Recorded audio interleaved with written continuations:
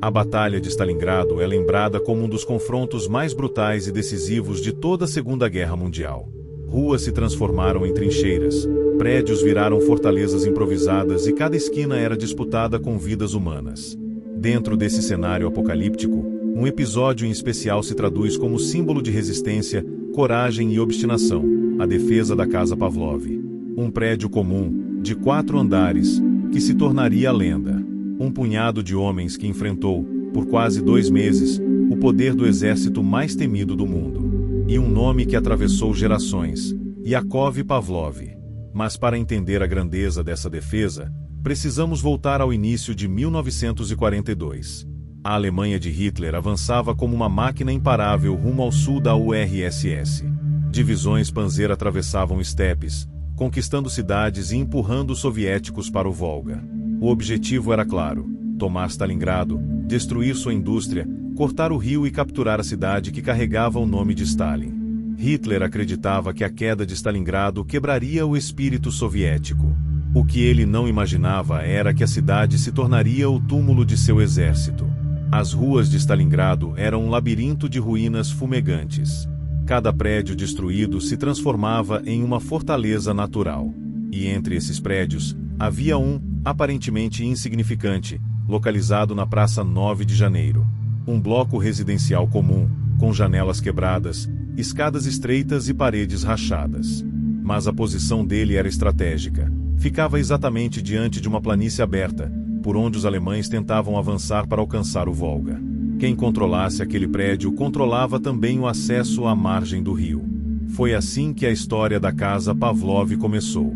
Em setembro de 1942, um pequeno grupo do 13º Regimento da Guarda, liderado pelo sargento Yakov Pavlov, recebeu a ordem de recuperar o prédio, que havia sido tomado pelos alemães. Pavlov era jovem, apenas um suboficial, sem fama, sem histórico lendário. Mas tinha determinação. Ao lado de apenas 3 homens, ele avançou pela praça devastada, sob fogo constante, rastejando entre destroços, saltando buracos de artilharia, até alcançar o prédio. Lá dentro, encontrou soldados alemães entrincheirados. O confronto foi brutal. Em espaços confinados, o combate acontecia no aperto de corredores e salas escuras. Granadas explodiam a poucos metros, tiros ecoavam por todos os lados. Mas Pavlov e seus homens conseguiram desalojar os alemães e tomar o prédio. Essa conquista inicial foi só o começo. Ao saber que Pavlov havia tomado a posição, o comando soviético ordenou que ele segurasse o prédio a qualquer custo. E assim começou uma das defesas mais famosas da guerra. Reforços começaram a chegar: metralhadores, atiradores de elite, operadores de antitanque. No total, cerca de 25 soldados de diferentes nacionalidades do Exército Vermelho se reuniram ali. Cada um deles desempenharia um papel vital na sobrevivência daquele pequeno bastião. A primeira coisa que Pavlov fez foi transformar o prédio em uma fortaleza.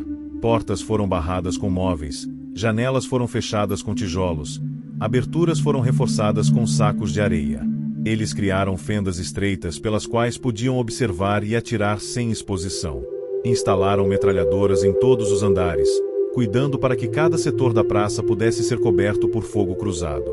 No teto, colocaram observadores com rifles para eliminar qualquer soldado que se aproximasse sorrateiramente. O apoio logístico era precário. O prédio não tinha água, não tinha eletricidade e pouco tinha sobrado de mantimentos.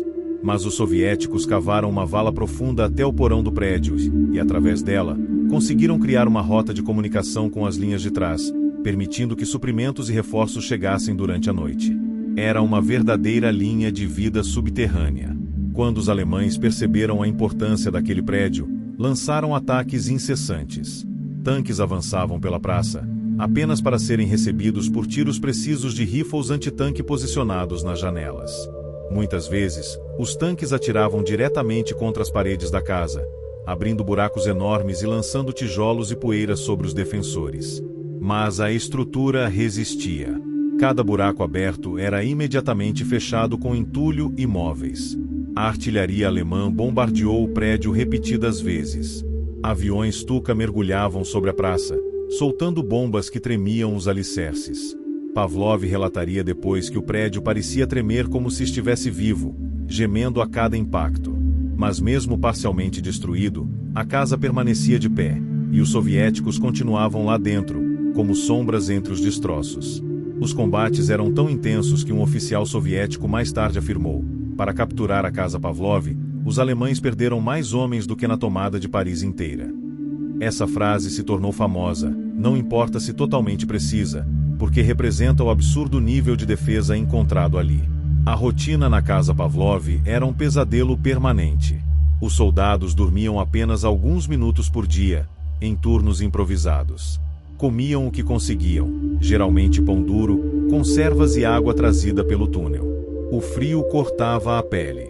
A fumaça dos incêndios eternos de Stalingrado impregnava as roupas.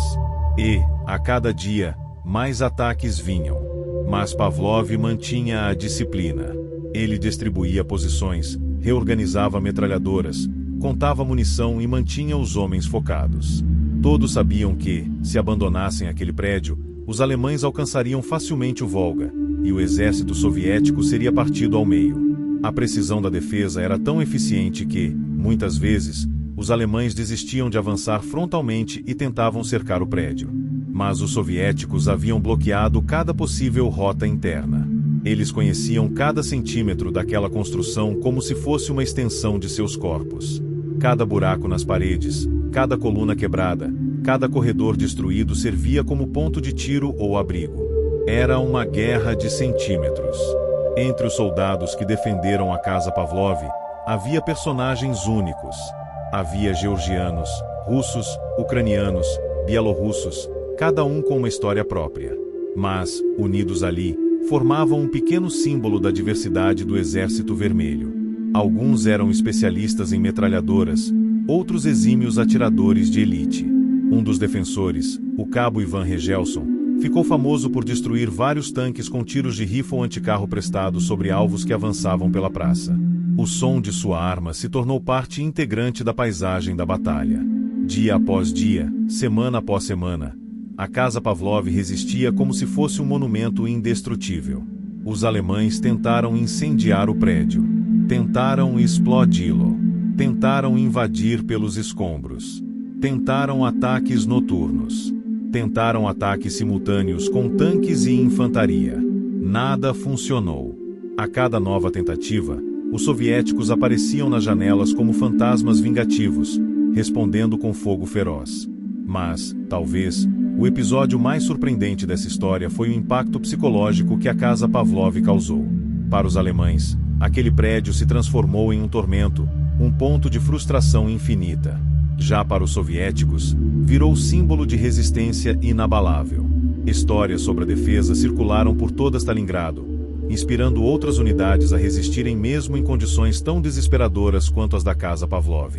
A defesa durou 58 dias.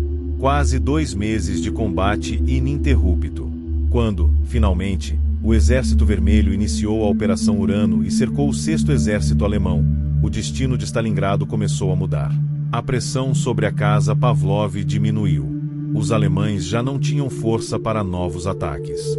Em dezembro de 1942, os defensores foram finalmente substituídos por tropas mais frescas. Pavlov, exausto, ferido e emocionalmente desgastado, deixou o prédio que havia marcado sua vida para sempre. Depois da guerra, Pavlov foi reconhecido como herói da União Soviética. Sua casa se tornou memorial, reforçada com concreto e transformada em um monumento vivo à resistência de Stalingrado.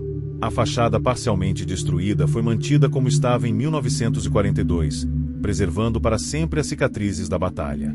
Até hoje, turistas visitam a Casa Pavlov não apenas para ver um prédio, mas para sentir a história de homens que, em uma posição improvável, conseguiram deter um exército inteiro. A defesa da Casa Pavlov é mais que um episódio militar. É um símbolo da capacidade humana de resistir ao impossível. Em meio ao inferno da batalha mais brutal da Segunda Guerra Mundial, um grupo reduzido de homens transformou ruínas em fortaleza e medo em coragem. Eles seguraram suas posições contra todos os ataques imagináveis e provaram que, mesmo no momento mais sombrio, a determinação pode mudar o curso da história. A Casa Pavlov não caiu. E, enquanto ela resistiu, Stalingrado resistiu com ela.